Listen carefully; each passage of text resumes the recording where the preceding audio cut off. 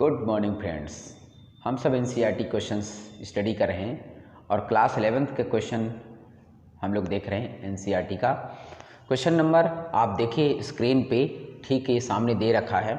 आप देखिए, इसमें दिखा है कि you are given a thread, you are given a thread. ये देखिए, you can see questions. You are given a thread and a meter scale, how will you estimate the diameter of thread.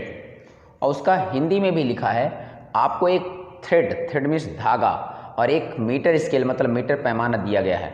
आप धागे के व्यास का यानी diameter का अनुमान किस प्रकार लगाएंगे, एस्टिमेट कैसे करेंगे। तो देखो भाई, सिंपल सी बात है ना। हम लोगों को इसको समझने के लिए सपोज करते हैं कि हमारे पास एक थ्रेड है। अब उस थ्रेड को क्या करेंगे कि मैं ऐसे राउंड करके, है ना, नंबर ऑफ टर्न्स मतलब एक वृत्ताकार लेकर के उसको क्या करेंगे, बांध देंगे। समझिएगा भला। सपोज हमारे पास कोई थ्रेड है, धागा है और मीटर स्केल है। सपोज ये स्केल है ना, स्केल नहीं पर मान लेते हैं स्केल है। अब स्केल में आप जानते हो यहाँ लिखा रहता है 0 1 2 3, क्लियर। तो हम इसके उस धागे को, थ्रेड को इतना पास बांध देंगे। कर सकते हो ना, बिल्कुल कर सकते हो।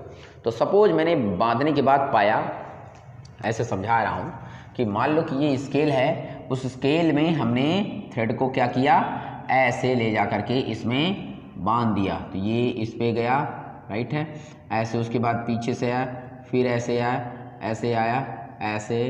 तो दिस इज व्हाट, ये इस तरह से वेरी क्लोज, यहाँ पर तो दूर दिख रहा है, बहुत क्लोज हमने इसको बांध दिया, टर्न कर दिया। अब होगा क्या, यहाँ से इसकी कुछ न कुछ तो लेंथ होगी।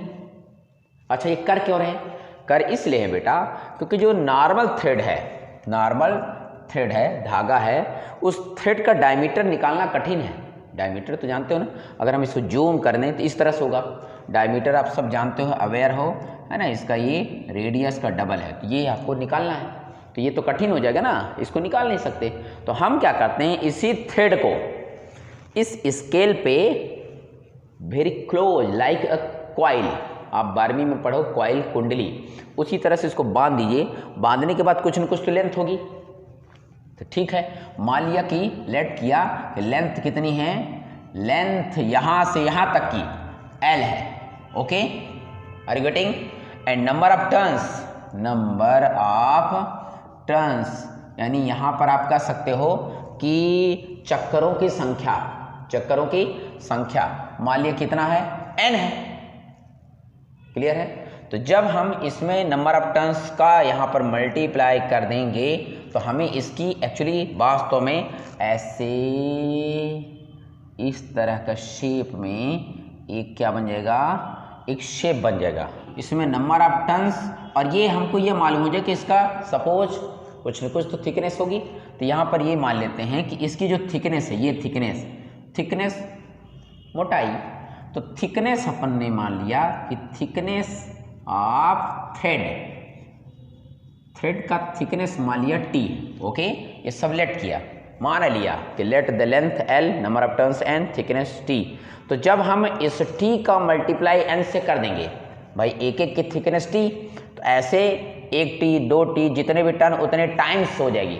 और टोटल इस किसके इक्वल होगी, टोटल इस लेंथ के इक्वल होगी, यानी N into T, number of turns और थिकनेस का मल्टीप्लाई कर दीजिए तो टोटल लेंथ हो जाएगी। अब हमसे पूछ रहा है कि उस थ्रेड का जो है डायमीटर चाहिए। डायमीटर मतलब यही, तो कैसे निकालोगे भाई, सिंपल सी बात है, T इक्वल टू निकालना है तो इस L से इस नंबर ऑफ टर्न्स को क्या करिए, डिवाइड कर दीजिए। तो this is what, L divide by N। L यहाँ स्केल से मेजर कर लेंगे, नंबर टर्म्स तो हम काउंट ही करे होंगे। इस तरह से फार्मूला है। चलिए क्वेश्चन नंबर इसका सेकंड स्क्रीन पर सामने क्वेश्चन हिंदी और इंग्लिश में दोनों में दे रखा है। अब इस क्वेश्चन में समझने की कोशिश कीजिए। दे रखा है आप लोगों के सामने, कह रहा है आपसे कि a screw gauge has pitch of 1.0 mm and 200 division on the circular scale. Okay, do you think it is possible to increase the accuracy of gauge arbitrary by increasing the number of division on the circular scale. यानी यहाँ पर आपसे question Hindi में देख रहा है कि screw gauge का एक यहाँ पर देखिए सर्कुलर, यहाँ पर चूड़ी अंतराल का मतलब होता है कि उसमें जो सर्कुलर डिस्क है उसका इंटरवल दे रखा है 1.0 mm, और उस पर सर्कुलर डिस्क में 200 डिवीजन है ना, विभाजन है। तो आपसे पूछ रहा है कि अगर हम उसको अपनी इच्छा से, सपोज आर्बिट्रेरी, इसको आर्बिट्रेरी कहते हैं, अगर हम उसको सपोज नंबर ऑफ टर्न्स बढ़ा दें, जैसे 200 है तो हम 400 कर दें, 300 कर दें, तो क्या वहाँ पर उसकी स्क्रू गेज की एक्यूरेसी, यथार्थता को क्या बोला जाता है? एक्यूरेसी। एक्यूरेसी इंक्रीज हो जाएगी। तो आपको ये बताना है, बढ़ाना है, क्या संभव है? तो चलिए इसको भी देख लेते हैं, कोई सिंपल सी बात नहीं भाई।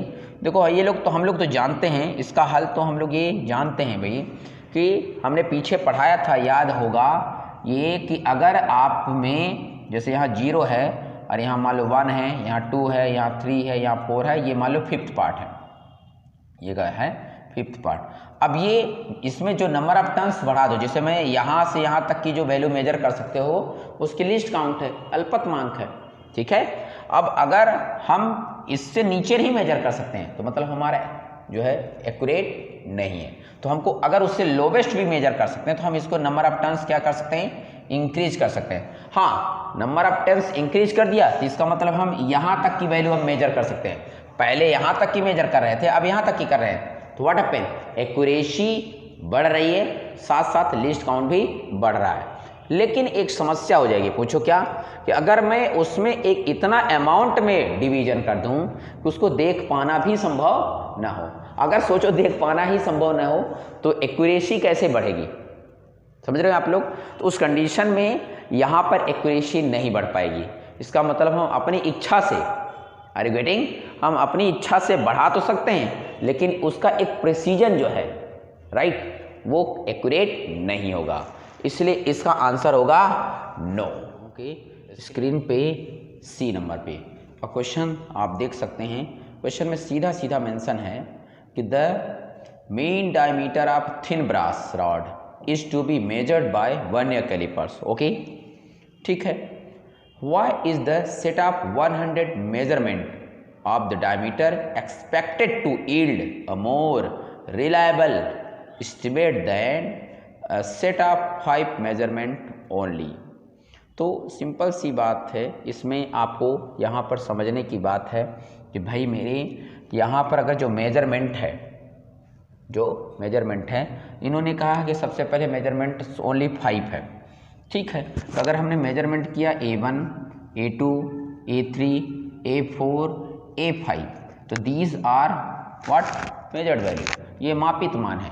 अब अगर हम इनका मीन निकालते हैं तो मीन निकालेंगे तो ए मीन जो आएगा वो क्या होगा? इन सब का सम होगा और divided by number of observation, मतलब यहाँ नंबर ऑफ ऑब्जर्वेशन 5 होगा।